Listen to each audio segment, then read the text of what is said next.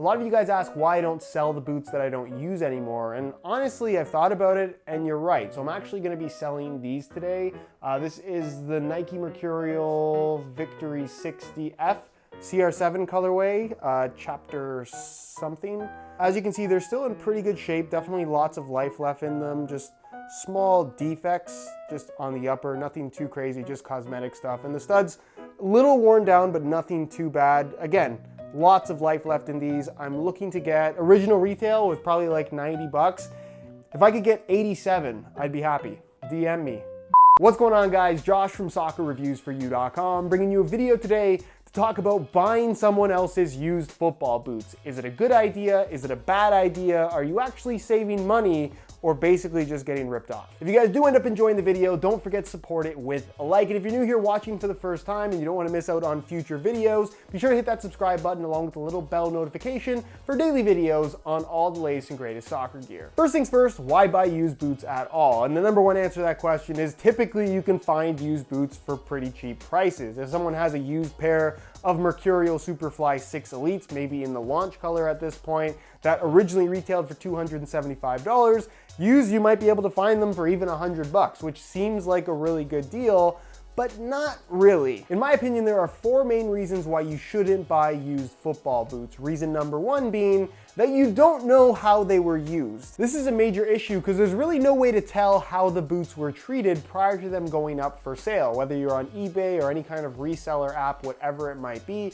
you might see the pictures of the boots and they might look okay, but that doesn't necessarily tell you if the guy put them in scalding hot water for 25 minutes from brand new, doing the hot water trick, and he completely melted all the glue, and the bond between the sole plate and the upper is gonna break away the second you start playing in these things. You also don't know if he left them in his extremely hot car for days on end. You just don't know how these boots were treated, mainly with heat being the issue. So you could end up getting this really good deal on boots that you think are just gently used, but once you start to play in them, they completely fall apart. Not to mention, and I've actually had this happen to me before, the pictures you see on eBay of the boots that you think you're getting aren't necessarily the boots that you're getting. They might have someone else's pictures. They might have pictures of when the boots were brand new, but once they actually arrive to you, they're not quite in the condition you were expecting. Reason number two is you will not have a warranty on your used football boots if you don't have an original proof of purchase. And 99% of the time, if you're buying someone's used boots,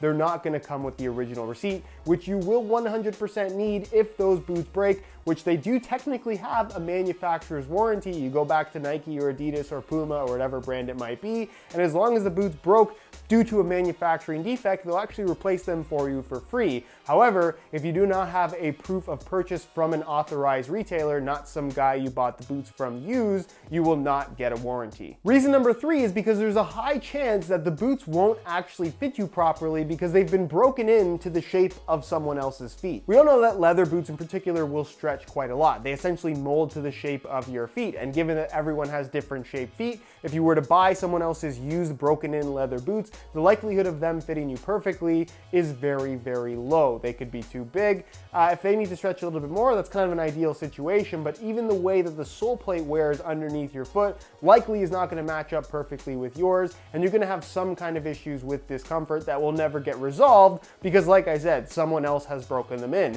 In the case of synthetic boots, it's kind of the same type of situation. Obviously, a synthetic upper is not going to stretch quite as much as a leather one will, but the boot is still going to adjust to the shape of someone else's foot. So when you try to put your own foot in it, it's just not going to feel right ever. Now, if you know for a fact that the boots were only gently used and they're pretty much still in like new condition, then this probably won't be too big of an issue for you. But if you're buying well-worn, well-broken in boots, I would probably just stay away from them altogether. And then finally, reason number four is that you're actually not saving that much money in the first place. Yes, you're getting these $300 boots for 100 bucks or whatever the price might end up being, but with online sales being as prevalent as they are these days, you can get brand new boots in an older colorway in the size that you need at a heavily discounted price, and they're in brand new condition from an authorized retailer. You have your warranty. There's nothing to worry about. You're getting an authentic product. It's just something that you don't have to deal with. You might end up paying a little bit more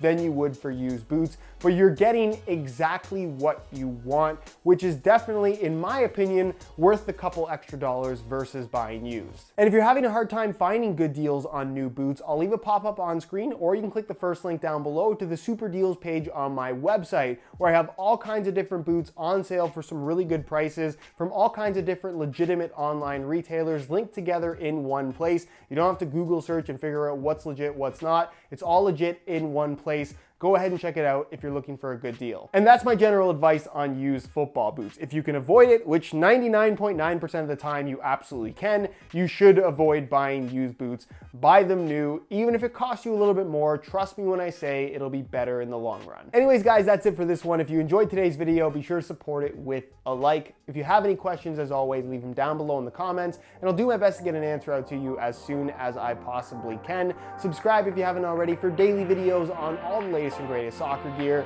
You can find all my social media information linked down below in the description as well. Other than that, guys, thank you so much for watching, and we'll see you in the next one.